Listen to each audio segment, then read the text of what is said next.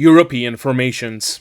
Welcome you guys once again to the channel Ranking with Dinosaurs, where we ranked, you guessed it, dinosaurs. And today we're going to be going back to the series that we have here on the channel about worldwide formations. Yes, and today it is the time for Europe to step up to the stage. So as I was doing my research for all the different continents, checking out the different formations, and I prioritize that we have a bit more of a variety, wide variety of different formations within the Mesozoic. Yes, this is a dinosaur channel, although we do cover other time periods, as you may know, but specifically European formations during the Mesozoic. At first, before I did all my research, I was like, I don't know if Europe is gonna yield as much material as, let's say, North America or Asia, which are big juggernauts when it comes to Mesozoic formations. But I was impressed. I gotta say, I was quite a bit impressed, and I'm glad that Europe has proved me wrong in this topic specifically. So it's me talking enough. We're gonna be starting with LIPIE ЩLASKIE. Hope I said that correctly, pronounced it correctly. I had to use Google Translate for that. But LIPIE ЩLASKIE is a Polish formation, so yes, from the late Triassic, much more specifically. Now, LIPIE ЩLASKIE, I love saying that word now. During the late Triassic, once again, it was an environment that was very wet and swampy. Now, you can kind of see it like today's Everglades had that type of environment, and lots of slow moving rivers and oxbow lakes, which are the ones that are shaped like an oxbow. And there were abundant conifers, ginkgoils, and different cycads as well.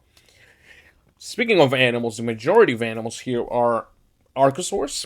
There are some silosaurid and sylphicid and pterosaur material too. Crocodilomorphs are also found in this specific location, with mammalians such as Halotherium being relatively common. Not too much though. There's some Timnospondylus, which are very much not specifically known heavily on the Triassic, but they were still living till this point in time.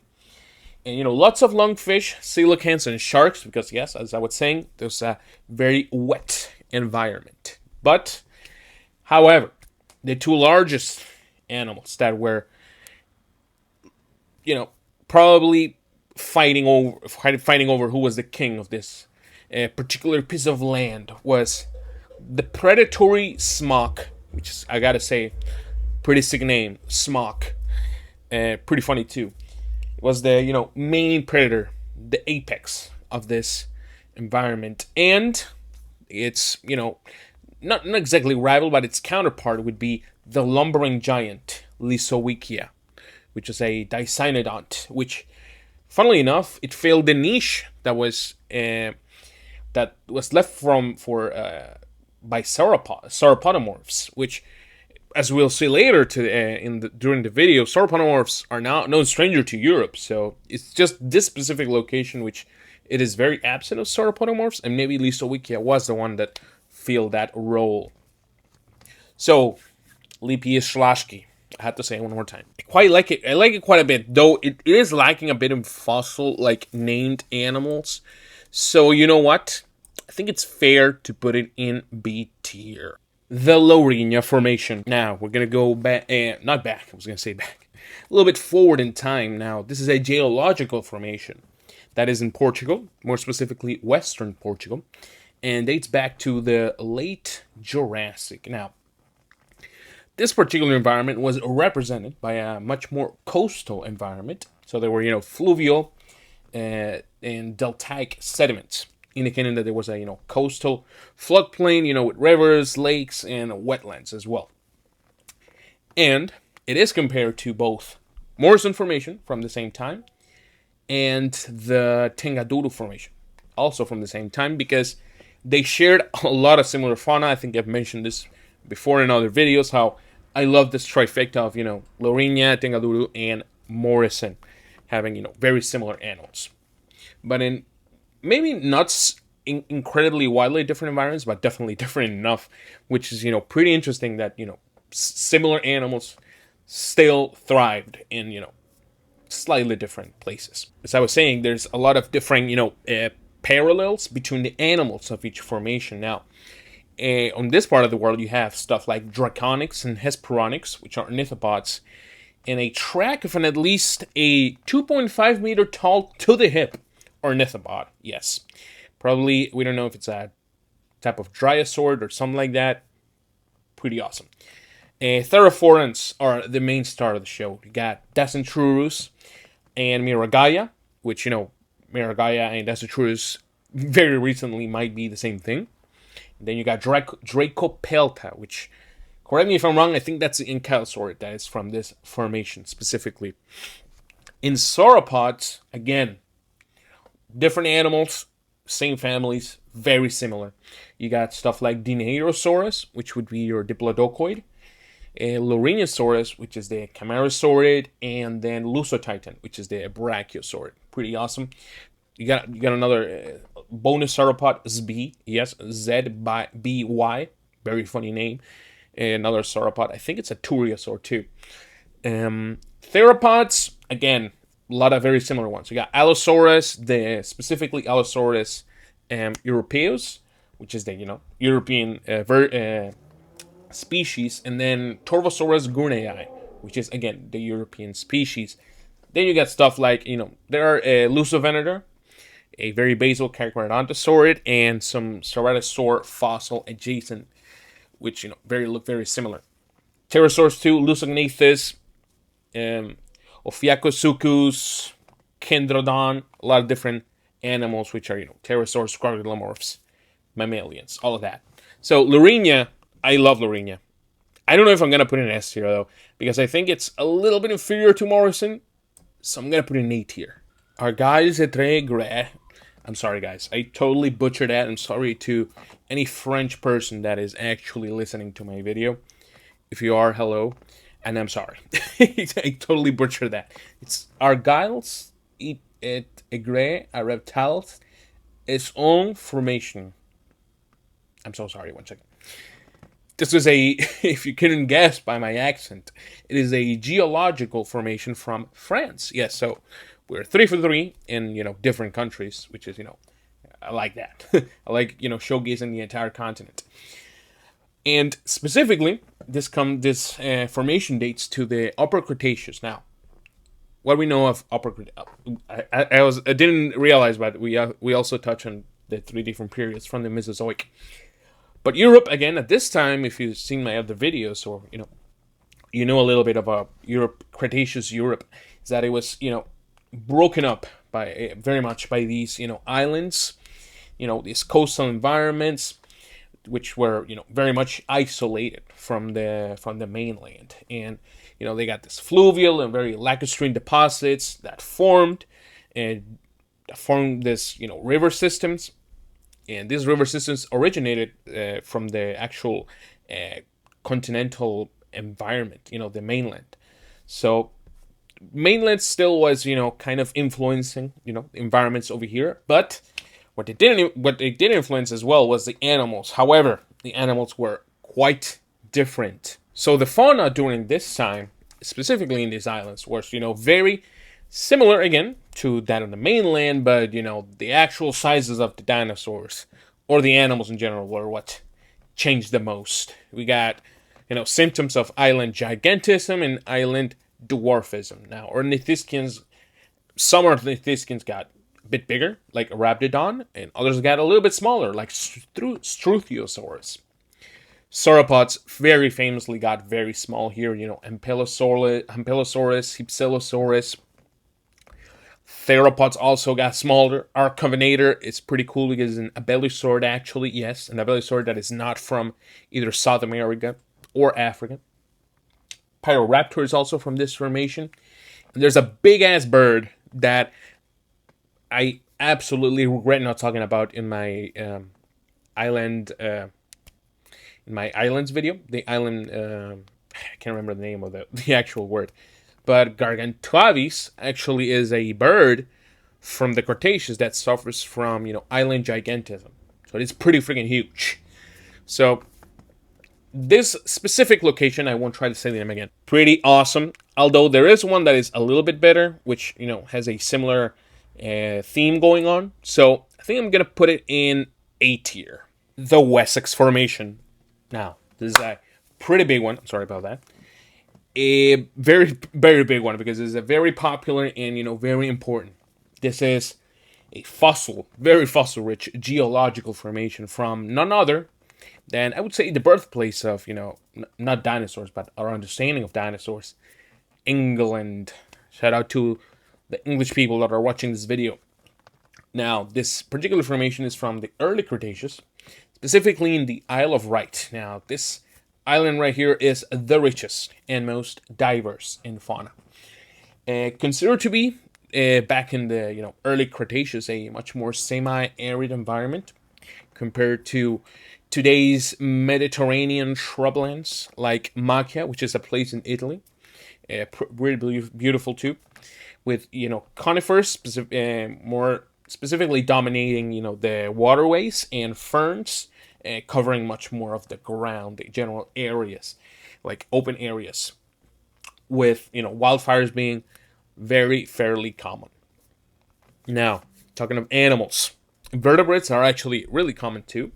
And we got flies, lake flies, wasps, and spiders. Yes, in fossil mode. Sauropods.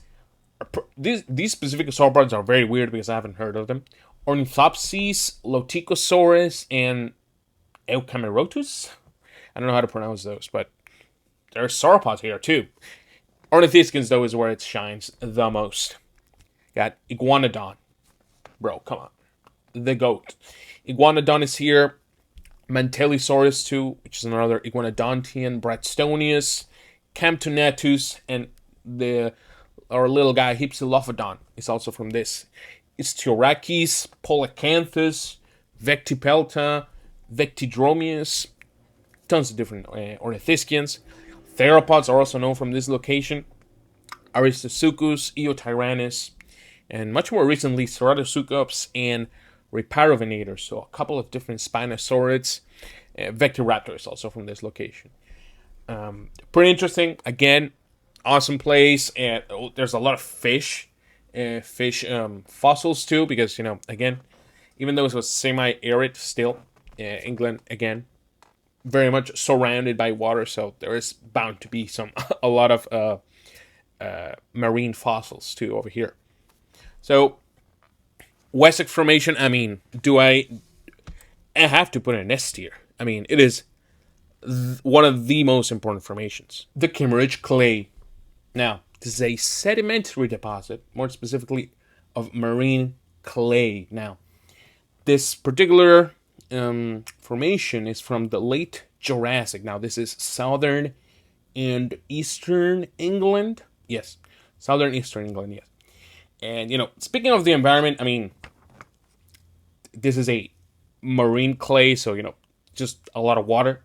But, environmentally speaking, we can say that it was a very shallow, well, not very shallow, but much more shallow and stratified epicontinental sea. So, very warm. The fossil fauna is considerably rich, though. There's a lot of marine animals here. Like, I'm going to try to go through a lot of these, but, it's going to be, basically a lot. Too many. A lot of fish, too. A lot of fish. Threesops. I almost say threesome. I don't know what the frick. Gaturus.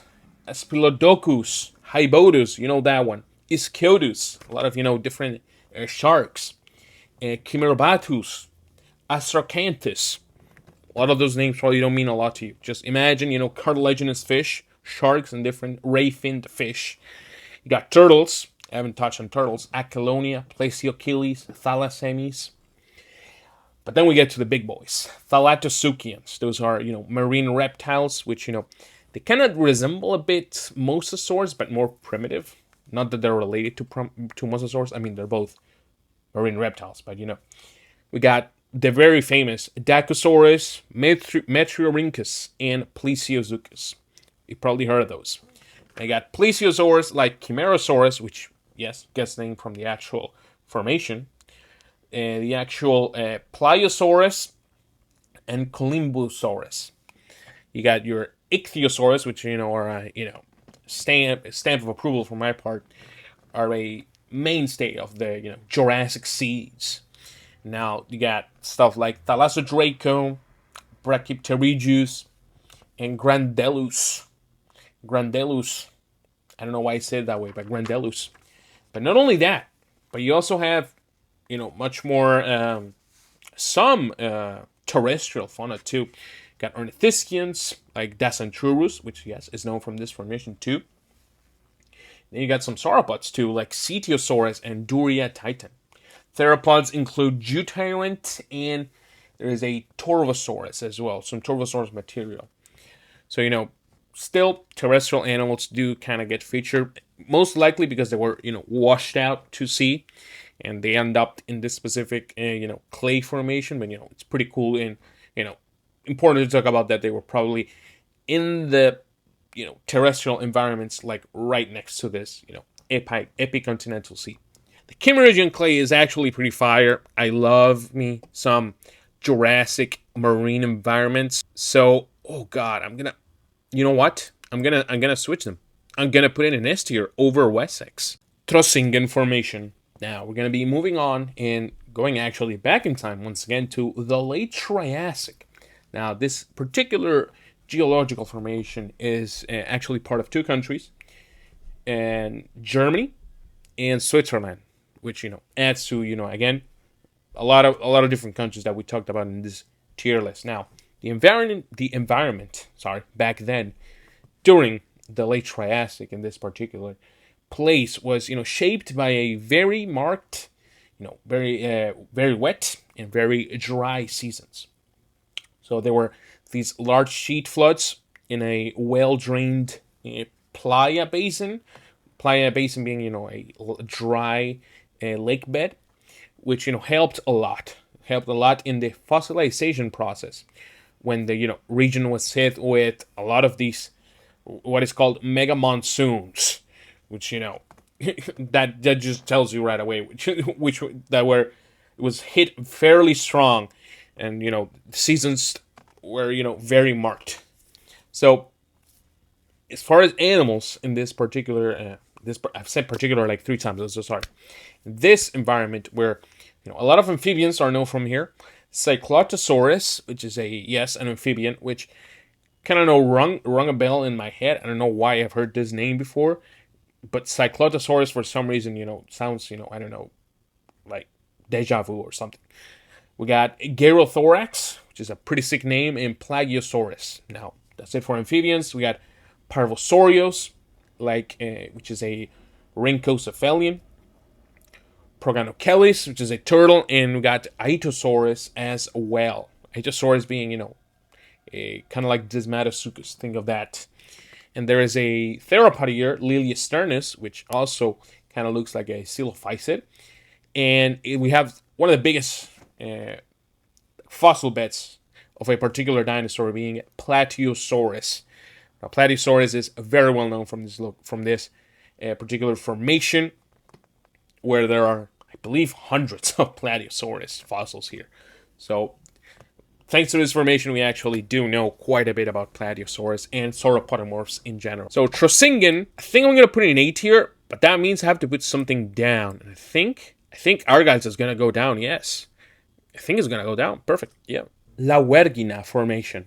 Again, we're going to early Cretaceous. This is a geological formation found in Spain. Now, again, add that to the list of different countries that we talked about in this video.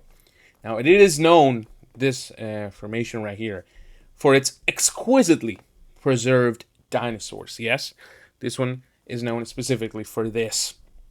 Now, back then, this environment was a inland lacustrine, and it presents an important aquatic and terrestrial flora. There's a lot of diverse fauna, and with an emphasis specifically on crocodilomorphs in a, subtropical freshwater carbonate wetland ecosystem. This is basically what the WERGINA formation is all about. So, very river and lake heavy. A lot of crocodilomorphs, as I was saying, Bernisartia, Cassisuchus, Unisuchus, Sabersuchus, a lot of sucus, a lot of crocodiles. Basically, mammalians are also known from here. Eobatar, Galvedon, Spinolestes are some of them. Turtles, again, amphibians, fishes. Birds, specifically early birds, are very well known here. One of the most popular ones, Iberomestornis, is known from this one, Eoalvealis, and Concornis. Ornithischians, we don't have that much. Mantellisaurus may be in this locality. But the two stars of the show are the two theropods, actually. One is a apex predator, Concavenator, which you might have heard of in my previous videos, and the ornithomimid, Pelecanimimus. A very small ornithomimid, I might add. So, La WERGINA, as much as I like the dinosaurs here, I'm gonna put it in A tier. I'm sorry, I can't put it with these two right here. I'm gonna put it in A tier. HATEG Island. HATEG Island is no stranger to this channel. If you know the channel, if you know me, I'm a sucker for this particular place. It is one of my favorite places during the whole Mesozoic or prehistory in general, because there is honestly nothing like it today, or in a lot of, or prehistorically, we don't know like how many places like this were there that we know of. It is unique. Now, I said I was cheating a little bit because actually HATEG Island consists of 3 different formations, which are, the main components of HATEG, which are San Petru, Densus Sivla, and Sebes formation. Now, these are 3 formations found in modern-day Romania.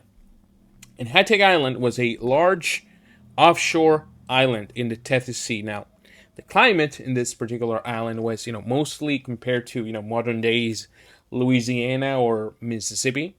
It's a very subtropical climate marked by, rainy and dry seasons.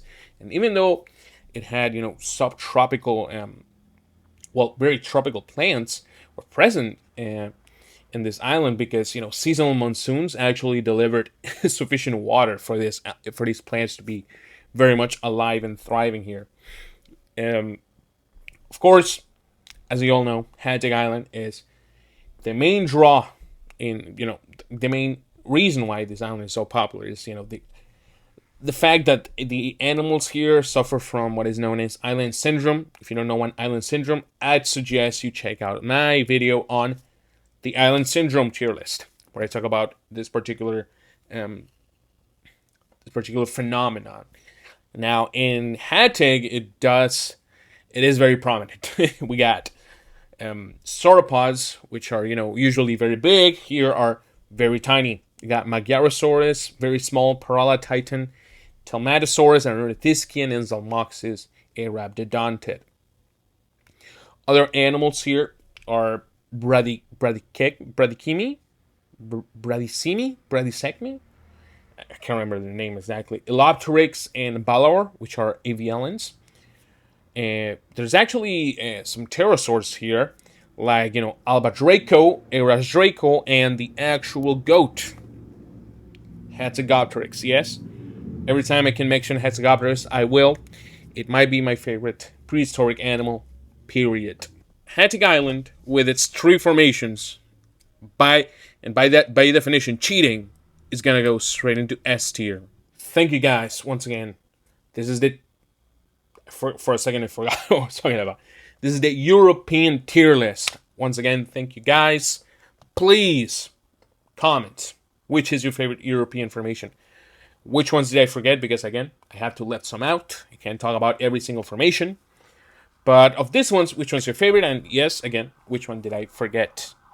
Again, there's still, I think, a couple more for me worldwide continents, which I haven't talked about yet. So, keep an eye for those. And yeah, thank you guys again for the support, for the comments. If you want to keep helping the channel, there's 2 ways you can do it. You can like the video, helps a lot. Subscribe helps even more. And I will see you guys in the next video.